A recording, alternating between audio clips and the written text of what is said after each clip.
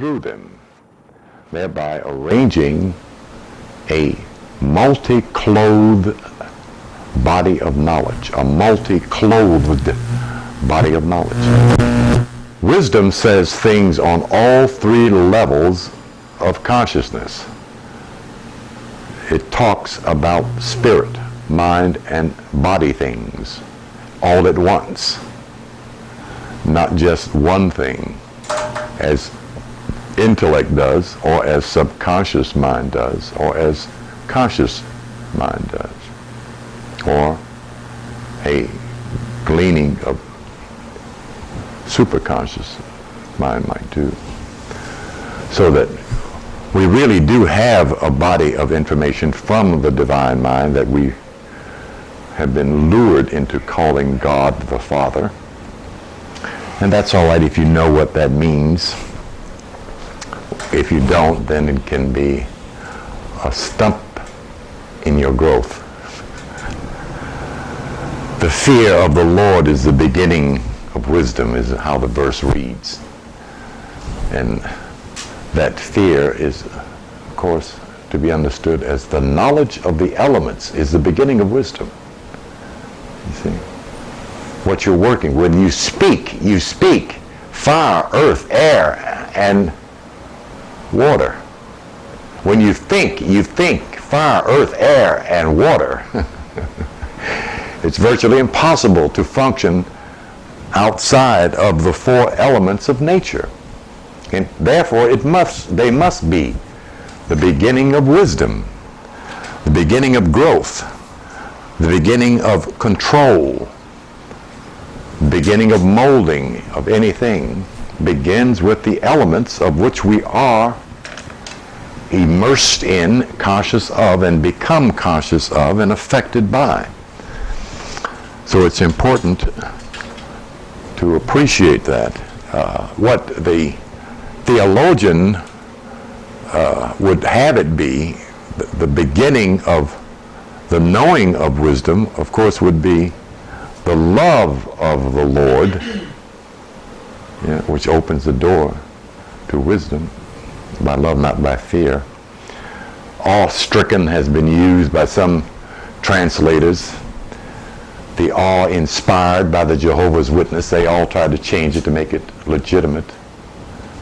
But the tool of the controller was to force, lure, convince people to fear this great and dreadful God.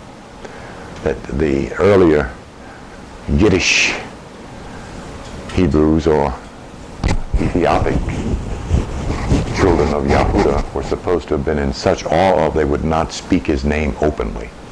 The reason they did not speak his name openly is because they did not know the ineffable name. They weren't given it, so they couldn't speak it. It wasn't Yahweh, Yahuwah. Even to this point, it is a mystery. The name we're talking about is to first understand the idea of name, which means what, my sister in the beautiful orange blouse? What does the word name mean? Very good. I'm glad I didn't hear first. I don't know. It is such a deterrent. In the Masonic key lore language, this codex is used in most of the texts when they want to talk to their brethren over the general public who might come in a store like this and buy a Masonic piece of literature. They will give initial representation for words, titles, and names. The G.A.O.T.U, the great architect of the universe. That is not a man or a woman. That is divine nature that creates the scheme that causes God to come forth.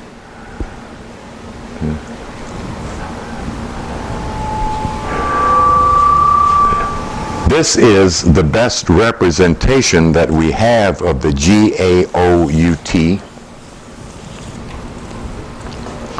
that is referred to as the mother Zoodokias. Presently, it is to be found as a Greek word, but C.M. Bay presented it as an old, ancient Moorish term under the auspices of Latin, which is where me and Johnson Bay parted company because I couldn't prove it, and he was insisting upon it. And in this head, didacticism does not work. If you can't prove to me what you're talking about, I'm not buying it, you know, so we fell out. But anyway, the concept is in the Greek dictionary, okay?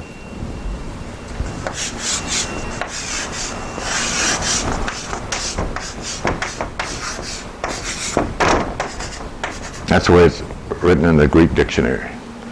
This is the Greco-Latin word for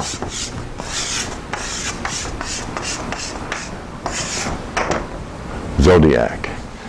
However, in the legendary mythology of ancient Moorish history, this is a woman, the original woman, supposed.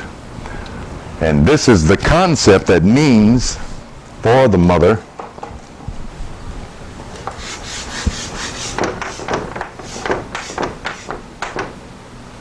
Wait a minute.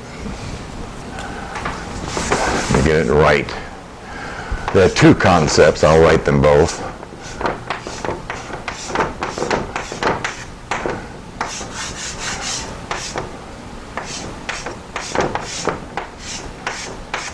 This is the one we see in most text, Maya and Mayan. This is the one that is given its esoteric meaning, not as a people, but as a person, which means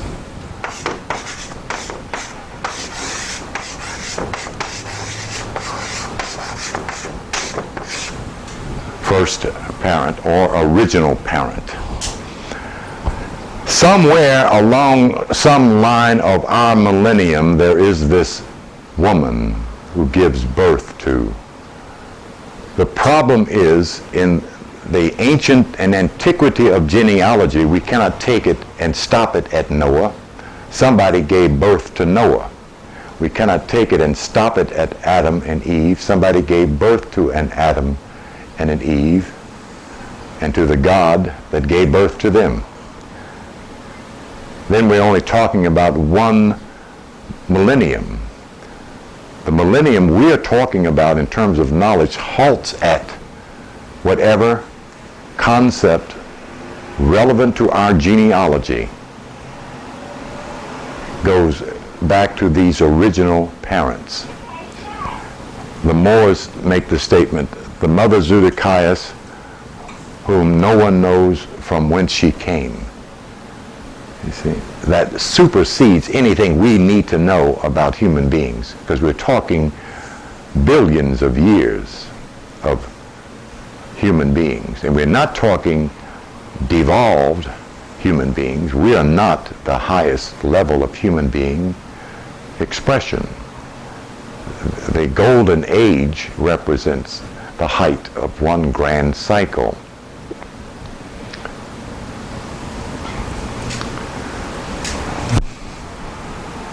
Now I'm going to leave it alone.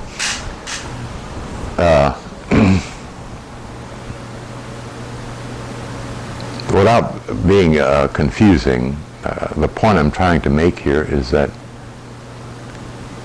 we are the offspring of, when I say we, I mean every personality you can reach back into written history and get is the offspring of some parents.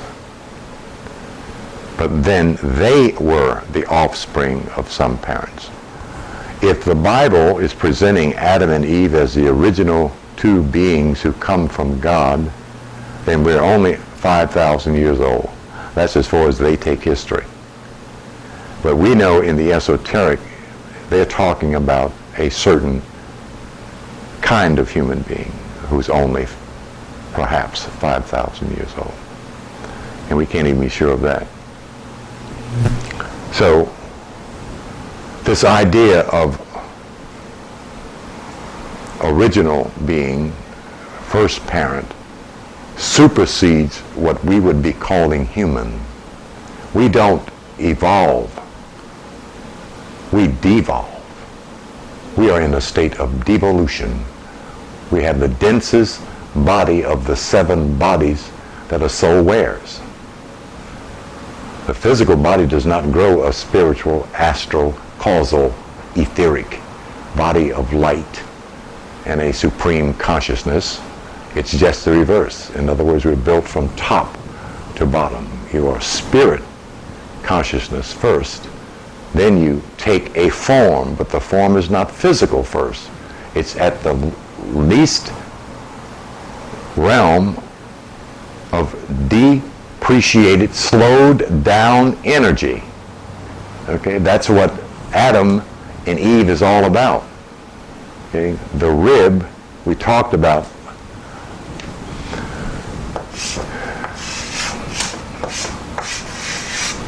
This is the key secret to the understanding of Adam and Eve. If first you understand that the Adam they're talking about comes from this Kemetic word and hieroglyphic, which I do not have, to this English Greco-Latin term that is equated with this biblical term in relationship to somehow this being a man. God magically reaches in and gets himself a rib and creates this woman. Of course, it stops there. God doesn't do that anymore. He said, oops, I changed my mind. I mean, it gets to be funny when you understand it, because it overshadows the beauty of esoteric knowledge. When you understand that Eve is, in anagrammatic writing, V. The letter V is what it spells out. And the letter V is 22 in numerology. And 22 is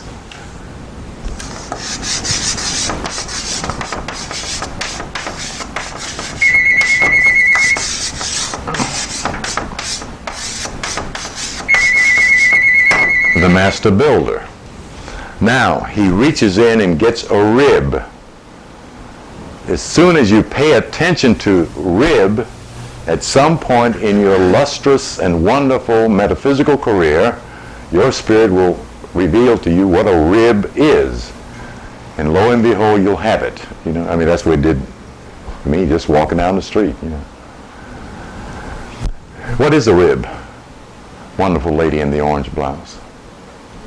Yes, you do. Don't. I told you, quit doing this. If you do keep doing it, your head will fall off. Do your head like this. And what comes up?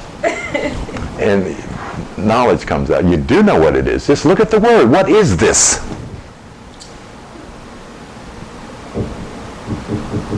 Your folks are eating them up by the pounds today. What is this?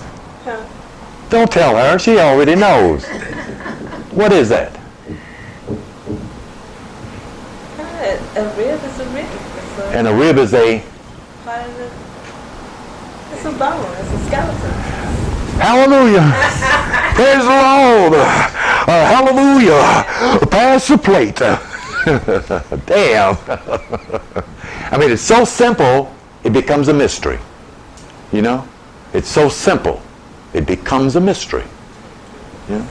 Don't thank him. You already knew and were scared to say it because you didn't want to sound foolish. You know, that's a bone. So it becomes what? Rib bone. Now, as you have read through the Bible in front of Reverend Biscuit at Thursday Bible class study, all you colored people have been to. You heard him talk about this. Right? That isn't the way it's spelled. It should be spelled this way. 2 B's, rabbi. In Luke and John, it is rabbi. In Matthew, it is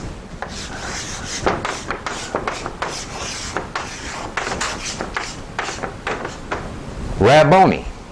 What is a Latin word doing given as a title for a Jewish master? Yeah, okay. That's when stuff starts to click. Yeah, because I mean that's how I notice it. Why is it saying Rabboni here and Rabbi and then I look at Rabbi and I look at and what I see is not Rabbi anymore. I see a bone. Okay, rab bone and rib bone. It's the same bone. It's the same Rabbi. It's the same master teacher, master builder. And the master teacher, master builder is who?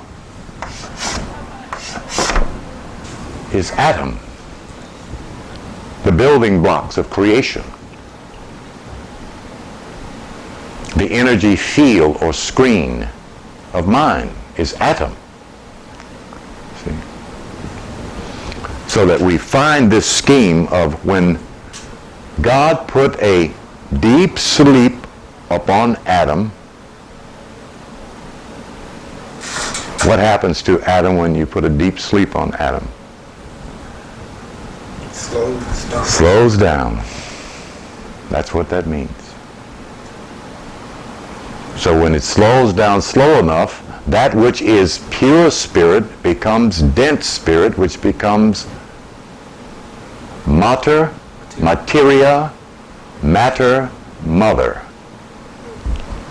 Okay? It's that. I mean, I'm simplifying it so it makes sense. The logic of it is there. It is so wisely there that it happens in a moment of understanding one word. Then the whole thing unravels itself. That's wisdom. That's not information. That's knowledge. That's not fact and fiction. You see?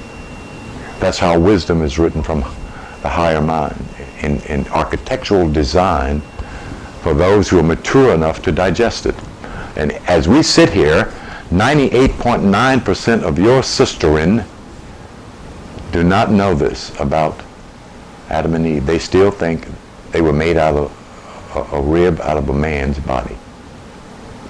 See, that's how they tricked you all into building a patriarchal society with a male god only. And the female is the maid servant, the baby bearer, the diaper washer, and okay? No, I'm just explaining this depreciation of the spiritual and social status of woman on planet Earth. Made a very remarkable statement on one of the talk shows, Orson Welles.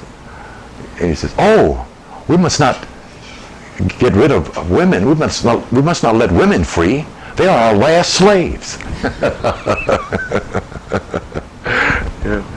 And everybody was laughing, and he just had this look of pure wisdom on his face. He's an occultist, a magician of sorts. But he had knowledge, is the thing. And I don't think the dumb crowd really understood what the man was telling them. You see? This culture is not going to change until women become their own person. See? You all work harder, faster, and cheaper than anybody else on planet Earth. You are the best of servants, the most loyal next to the horse. You won't literally drop dead serving your man, but you'll work yourself till he dies. Anyway. Okay, so we understand these facets that puts together the architect that has become this wonderful concept that shows us that human beings and nature fits into this wonderful circle called the Mother Zodiac, which of course is zodiac. Now what we're supposed to do right now is reach and grab 1 Kings chapter 7 verse 13, but you all did not bring your Bible. My beloved sister brought her Bible. Bless her heart. The other colored lady sitting next to her does not have a Bible. No, colored lady. I won't call you a colored girl. And I did not bring mine because I didn't think anybody would be here. I don't even see a Bible over here in the corner. So I'll have the sister turn to 1 Kings, my sister, chapter 7, verse 13, and began reading the first two verses for us. While I look around and see if I see a Negro Bible anywhere in here, which is King James version. I don't see a 1 in the place. Verse what? 13.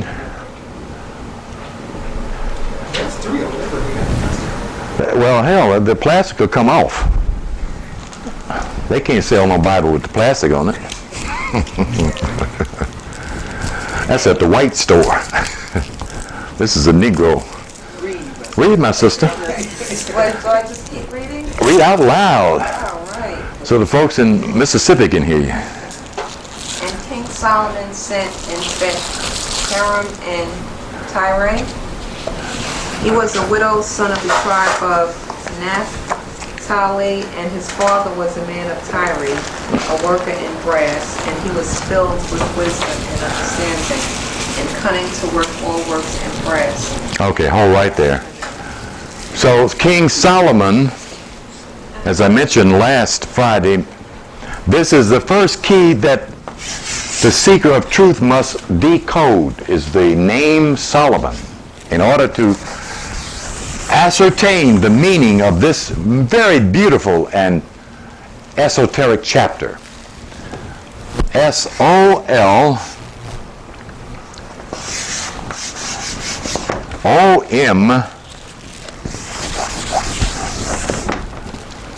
This eraser does not erase. O-N. That is not a Hebrew word. That is a code word. In the, quote, so-called Hebrew Yiddish, it would be Suleiman, similar to the Arabic term for Solomon. You find it yet? 1 Kings chapter 7, verse 13. Okay. So we look in the metaphysical dictionary that my good sister Regina usually carries as a great burden from class to home, and today she did not bring it, and they are sold out here. We find the first two words crack the code immediately. Solomon means in the metaphysical entire and complete. What is the symbol of complete? What is the geometrical? Don't drop your head like that, you'll break your arm. What is the geometrical symbol of complete? Come right off the top of your head. Thank you, my sister. Wiser than her years. That's the key. When you get that, when you're into the meaning of that chapter. Then the second key is this man's name, which the sister said was who? Hiram. Hiram, very good.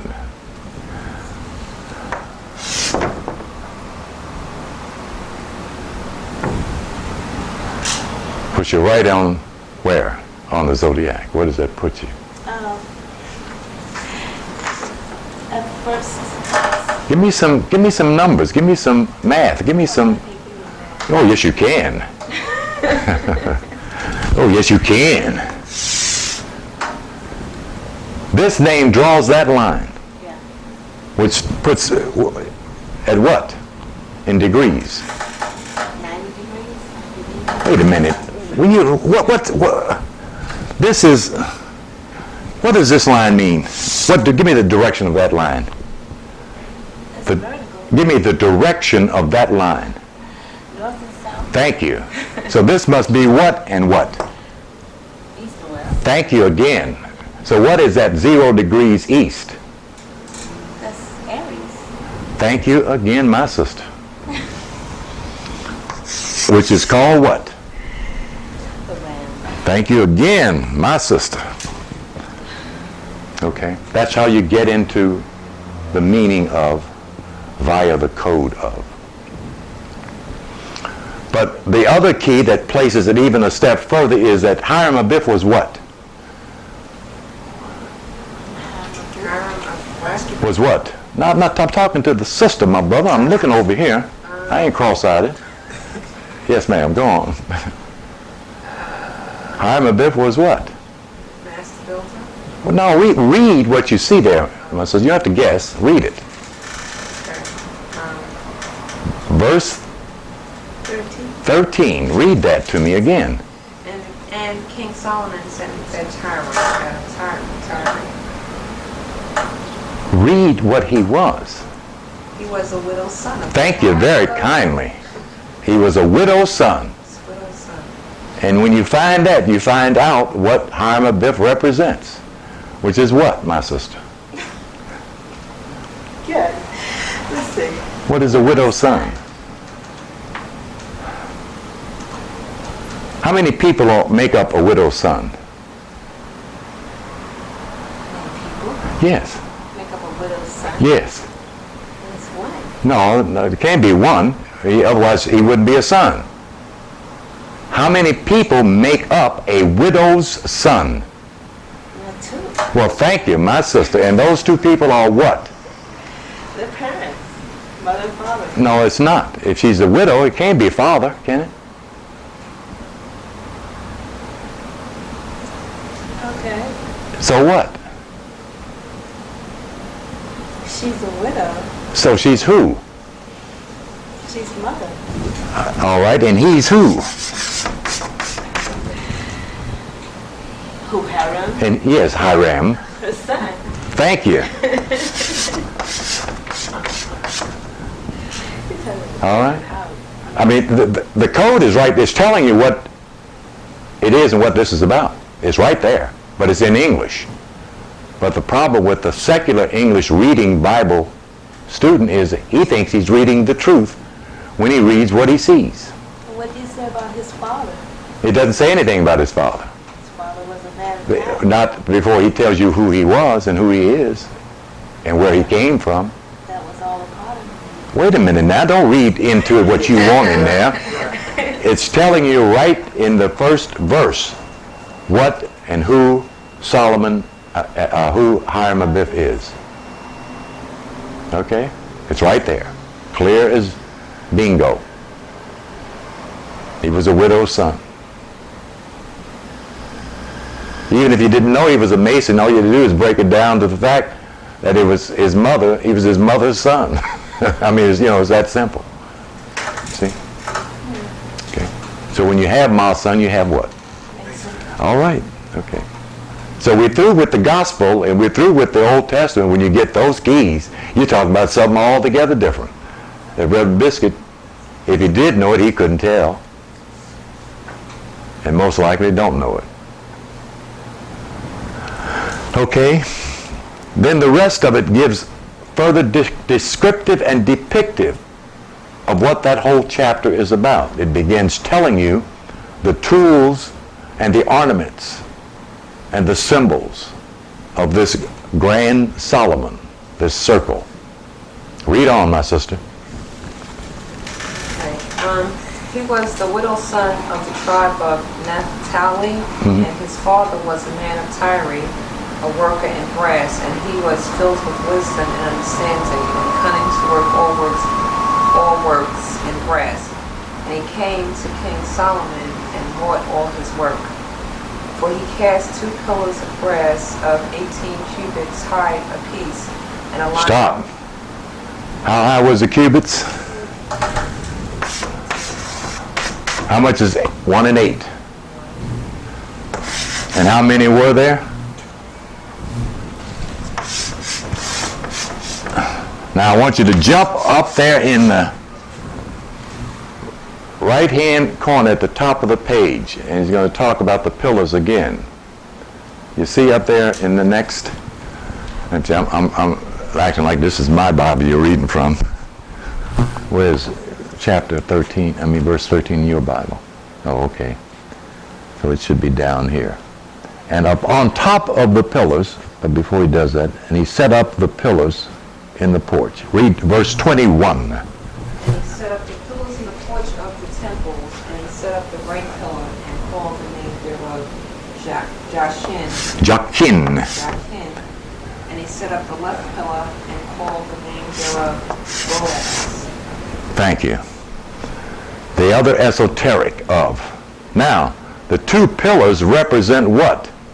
in relationship to the circle. Don't you see two pillars in that circle holding up the circle? All right, but there they are. But they also represent something other and beyond that, which takes you deeper into Zodiac, because it gives you the left and right aspects of the cerebral nervous system, the negative and positive of the spinal nervous system, the autonomous and sympathetic branches of the nervous system are the two pillars of the grand man, or the mother Zodiac, as person, as physiology, okay? But immediately it gives cross to the circle, is the first thing it does. Of course, most folks, when they hear the word pillars, they think both are straight up and down. But when you place the cross in the circle, you then see the abstract idea of support of the circle, because it gives it mathematical, geometrical meaning with the cross in the circle. Okay, my dear, go on and read. And he made 2 chapters of Chapters. That's chapters. It's the old spelling of the word chapters, which is not in the English dictionary. In your dictionary, it will be capitals. And he made 2 chapters of molten brass set upon the tops of the pillars. The height of the one chapter was 5 cubits, and the height of the other chapter was 5 cubits. Halt right there. The height of the one cubit is 5, and the height of the other is 5. A cubic is not a cubit, it is a cube. And a cube, of course, is a square. 5 is positive. 5 is negative. 5 and 5 is the opposite of, which gives you the principle of the circle again. Positive and negative. Immediately. Okay? How much is 5 and 5? No, it's not first. It's what? 10. So if I break down the circle, I would do what? Break it down in 10, 20, 30 degrees. Okay? 10, 20, 30 degrees. I'd break it down in decants of 10 degrees. Okay? That the whole concept of the zodiac is in this chapter. The entire concept. Okay, go on and read. Let's get some more of it out. And nets of checker work and refs of... What's that word? Checker? Can anybody else unravel that articulation for me? Verse 24. 17. Oh, yeah, 17. Verse 17. That's a checker work. That's 2 separate words. Let me take a look at it. Point to it for me. And nets of checker work. Webbing. It should be network. Okay. What is meant by network? Because if it says checker work, what do we get? If it's checker work, we get what? Pattern, right?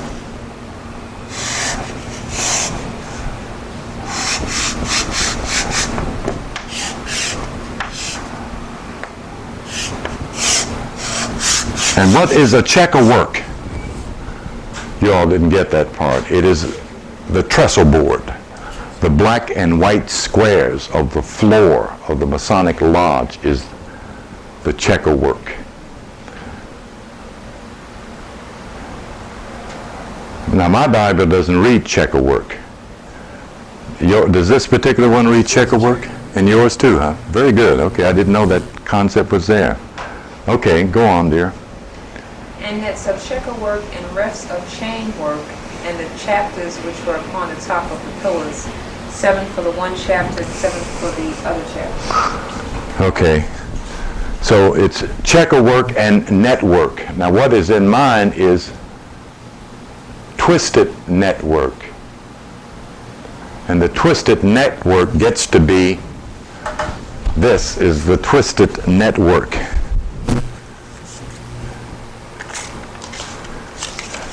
Look and find the twisted network on that for me. Look on there. I loaned you one. What, do you see the twisted network? Yeah. Now I'm talking to the sister in the beautiful green blouse. Do you see it? No. You don't? The twisted. I want her to see it. Orange blouse, Leo.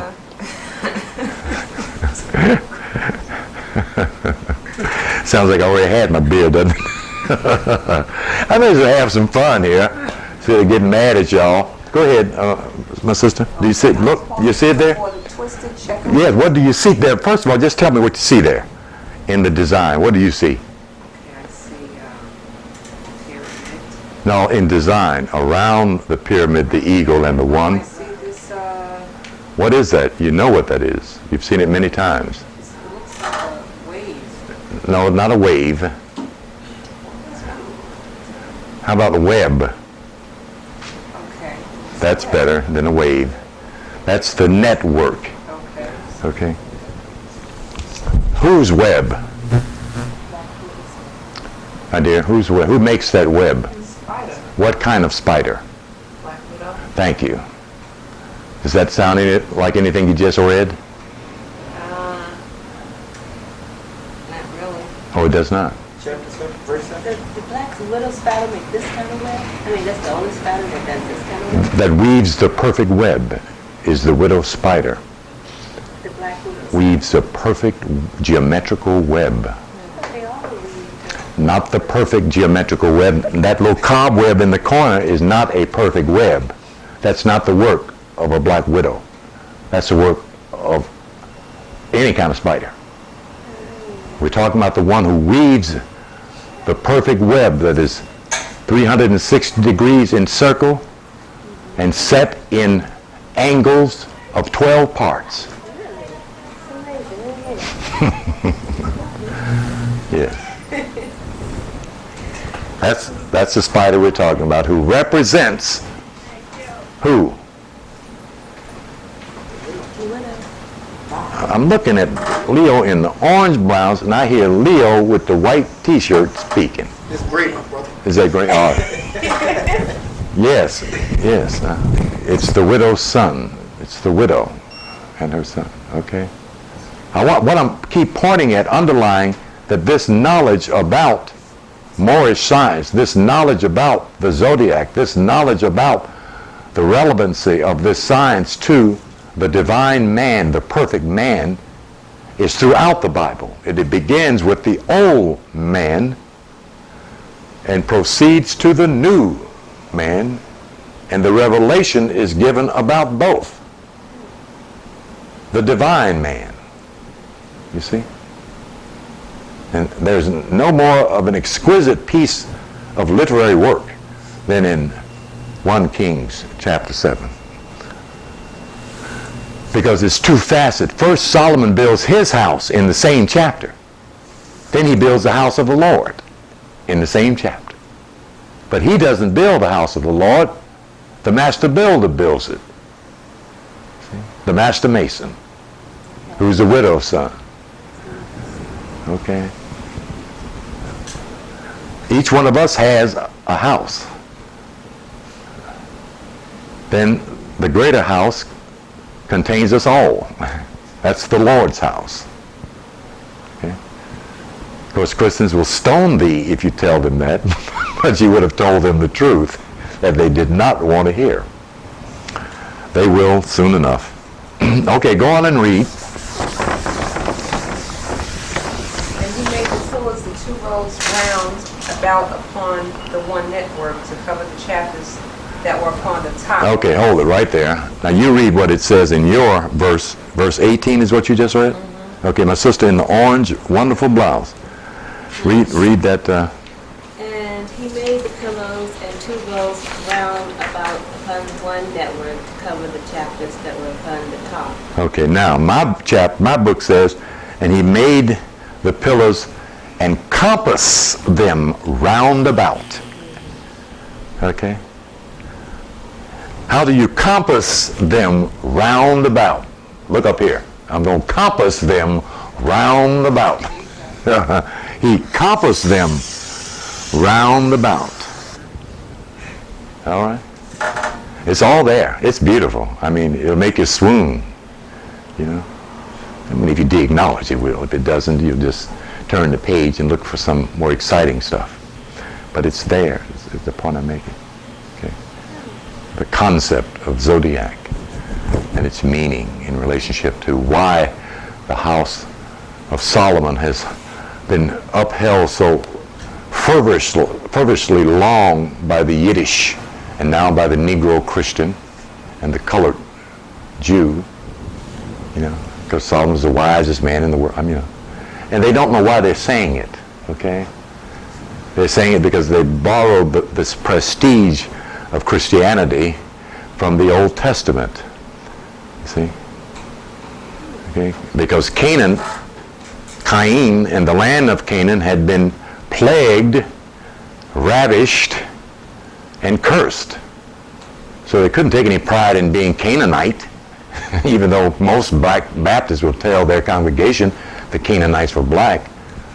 See? But the Canaanites were cursed of God. You see? Canaan slew his brother. The Lord cursed him. Then Ham saw his daddy butt naked, and the Talmud said the Lord cursed him, and it wasn't. It was Noah that turned around and said, "What the hell is you doing?" And supposedly cursed him, you see. So there was no prestige for the black folks of the Bible, you see. So they borrowed being Jew, being Hebrew. Plus, this is a Judaic Christian religion. Even though the Jews killed Jesus, they still want to be Judaic Christians. You never heard of such schizophrenic theology in your life. Yeah. You know, it's a terrible way to view a Savior in relationship to a people. You know, if you look, the Jews throughout this book did not do one thing God told them to do for 15 minutes. Not one damn thing. You know? Didn't finish nothing. Yeah. And it's amazing if you really look. But if you're throwing flowers and other laurels, then of course the Jews are all wonderful because of David, Solomon, and a few other kosher eaters.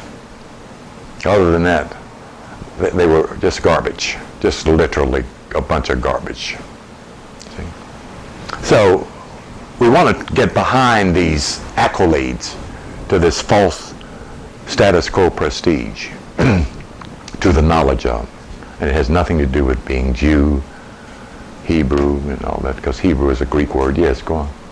So everything that's written in these holy books, everything is supposed to be decoded to cosmology. It's coded to tell you exactly who you are, what you are, and where you are. That's what it's for.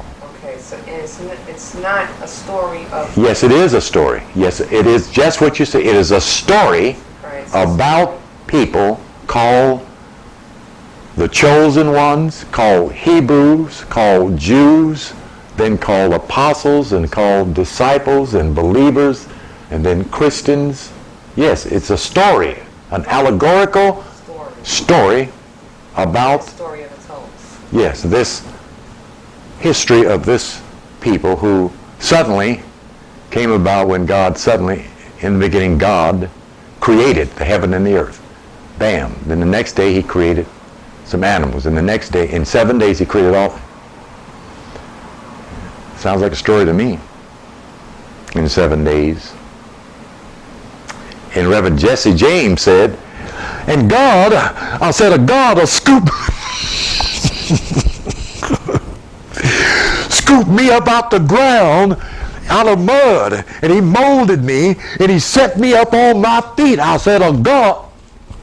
In the Holiness Church. That's what he was saying. 1978. I'm sitting there listening to this man tell this bunch of all black folks that they made out of mud. You know? And they just saying, praise the Lord. That's right, Reverend. You know?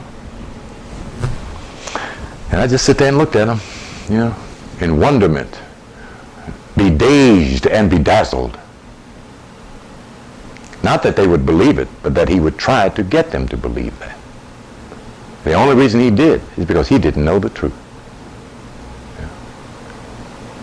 But you don't need to know the truth to believe. You need to believe what someone says the truth is.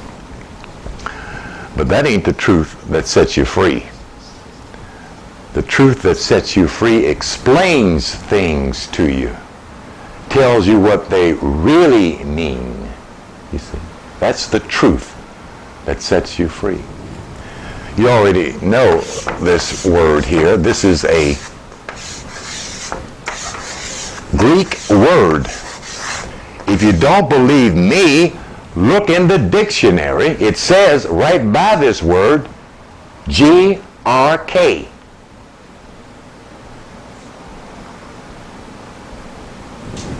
The Codex Inscriptus of this Greek word means this. I'm messing up my board here, and this eraser is terrible. That was for somebody to hear in the back there. That's what Hebrew means.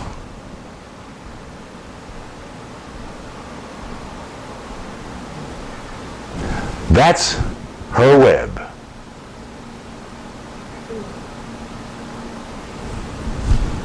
Okay. This is the foundation of all religions, because all religions were designed to tell human beings that they are God, where they come from and what time they got here, and if they look close enough, what time they're going to leave. And if you look real close, it tells them what time they're going to leave if they don't do something about being here. The clock of destiny. You see? This is the ancient religion of your ancient parents beyond Ham, Shem, Jephthah, and the Noah, referred to as Atlantis. That is in reference to a mythic, legendary place called Lemuria that we have very little facts about, a lot of theory. And that the white boy is about to tell you, oh, there were no black people there. Well, there were some there, but they didn't rule. If we buy it, you know, and if we don't find out for ourselves, we'll buy it, because he'll sell it to us. Just like he sold us Egypt. Well, those were white. Robert Sassy said in his book, and not in his book, he says it in David Davison's book, The Great Pyramids, chapter 23, page 273 or 4. There are no black people in the Bible. And David Davison says, well, they couldn't have built Egypt. They didn't have the intelligence. And on the front of this book, on the second page of this book, is stamped Anglo-European Society. Okay. This is a white boy who went 11 years back and forth between England and Egypt, measuring the pyramid, gathering his theory that all of this pyramidal structure represents the coming of Jesus Christ. Of course, who is no name is on the picture. The picture is just put up on the wall. They don't have to put a name on it. They just put the picture up on the wall. That's what the DAR did when your parents got out of slavery the next day. They gave them a Bible and a picture. That's all. They didn't say it was Jesus. They didn't say it was Mary. They didn't say it. They just gave them a picture of a white man and a picture of a white woman with a white baby and a black Bible. That was it. And your folks have been thinking God is white ever since. They have waken up since then, of course. I humor this because if I deal with it seriously, I get angry. It is so absurd because we see the conspiracy, the trick, the swindling, the hoodwinking of those who knew better.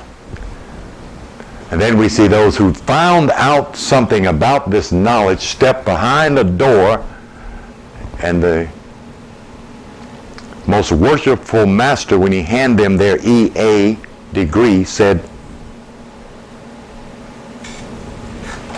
yeah. And those are the ones who went to teach school. Those are the ones up in the pulpit. The ones who knew something, not all. They didn't know it all. They weren't as studious as a European Mason. And it took a long time before they got access even to the Masonic libraries. There was a tremendous racism. In fact, one of the earliest organizations in America was the Masonic Order. There's only one integrated Masonic order in America, and that's in New York. The rest of them are all separated. They're not segregated. They are separated, which is the difference.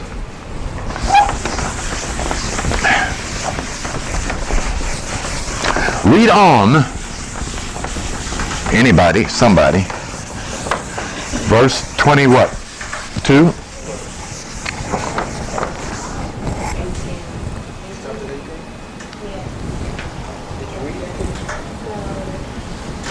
And he made the pillars and 2 rows round about upon the one network to cover the chapters that were upon the top with pomegranates.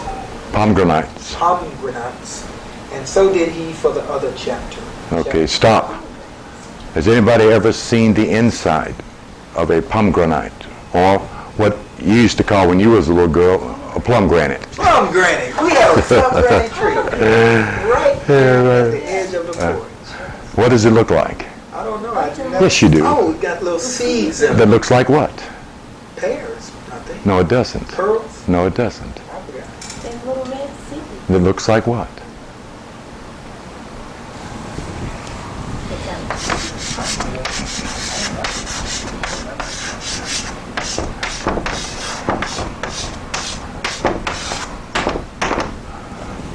Ganglionic cells with blood in them. Is that what Well, this is true.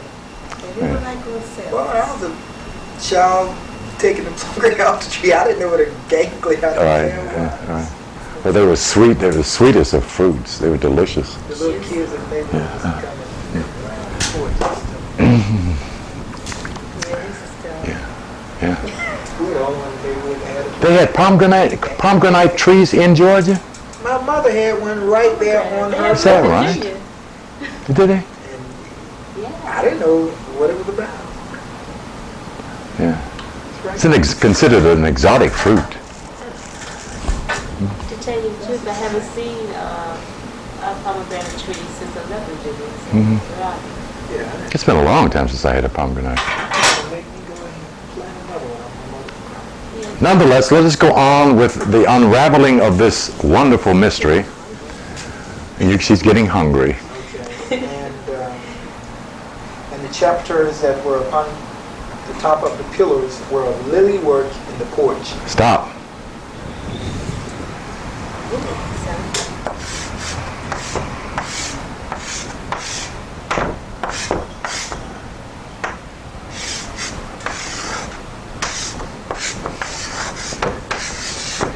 Why they use this word instead of this word is because these did not grow in Europe, and these do. And this represents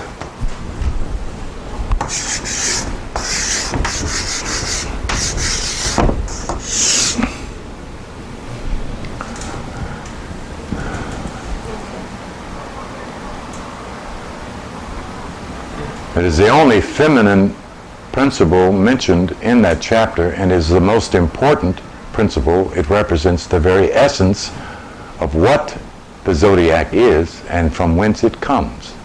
The womb of the universe is a symbological representation of both the lotus blossom and the lily. You will find that in G.A. Gaskell's Dictionary of All Myth and Scriptures.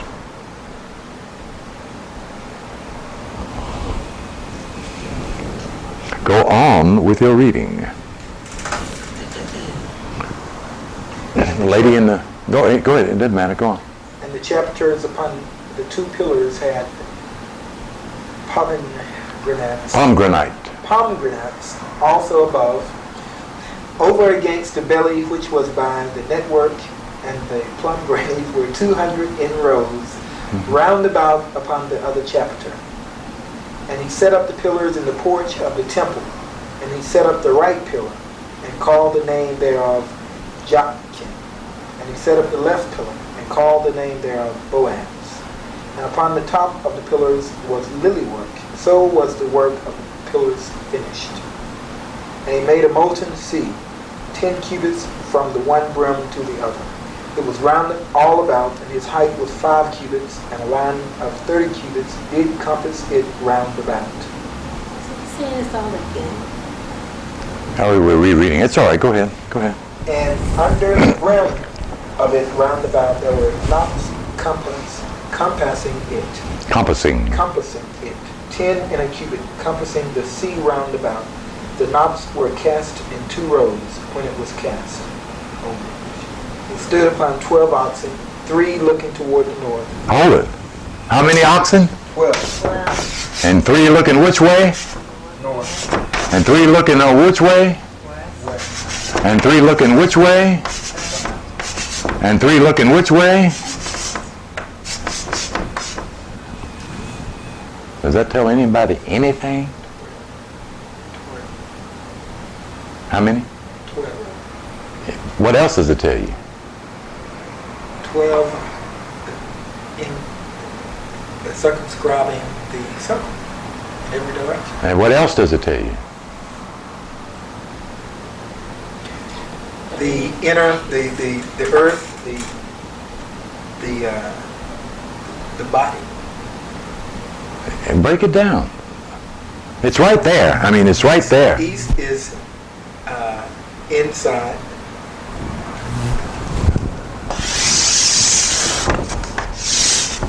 The circumscribed circle. All right. But that's the external. It tells you Right. 3 Right. were air, and 3 were fire, and 3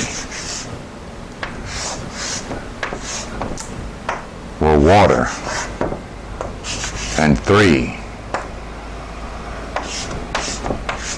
were earth. Okay.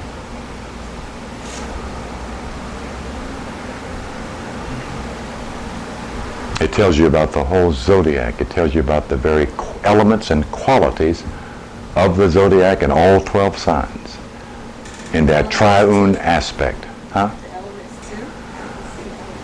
Yes. If you look at the zodiac now, all you got to do is look at the zodiac. The east is what? Aries, which is what? Air. Aries is air. No. North. In. Aries is what kind of element, my brother? What's the element of Aries? The ram. Thank you. What's the next element? That's fire sign. Thank you. What's the next element? Aquarius. He's standing right here. Gemini. No, he's standing. Thank you. There's your 3 fire signs. I don't know why I keep thinking of Gemini. Yeah. Okay? They give a depictive of the triune aspects of 4 elements based on 4 directions in the circle.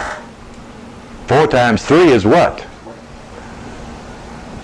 The whole concept is given with what? 12 oxen, which is what? An ox is a what? The lady in the orange blouse who keeps winking at me. A ram, a bull, a cow. Well, damn, sister, which one is it? A ram, a cow, a beast? Whichever one you like. Well, you're right, it's a bull. And this was given during what? About what era and what age? A bull, what's the astrological term for bull? Thanks. The Taurian age. That's why the temple is circumscribed in 12 oxen to represent the cycle of the Taurian age, the age of the bull. This is the Taurian age. During this period in which this allegorical story is cast was during the cycle of the Taurian age. That's why the whole circle is surrounded by one type of animal, thereby one type of sign, thereby one full cycle. Okay? The Taurian cycle. And each sign represents not only a person, but a universal cycle of approximately 1,220 years to equal 25,600 years, the full golden age. Okay? Is that still making sense to anyone? Okay. Want to read a little further if you like. What else did that describe? Something she likes very much. What else did we just describe there? With 3 facing the east and 3 facing the west and 3 facing the north and 3 facing the south. Yes, this word you like so much, you like to toss around.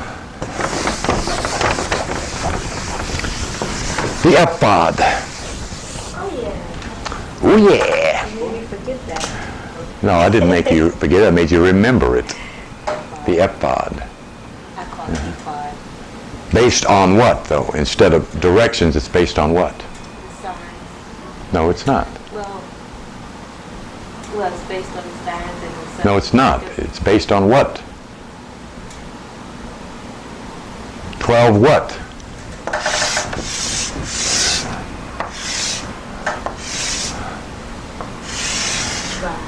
No, it's not. No, it's not. It's based on 12 precious stones. Oh, stones. Yeah, we'll get to that too. The Urim and the Thummim, okay, which represent the 12 signs of the zodiac.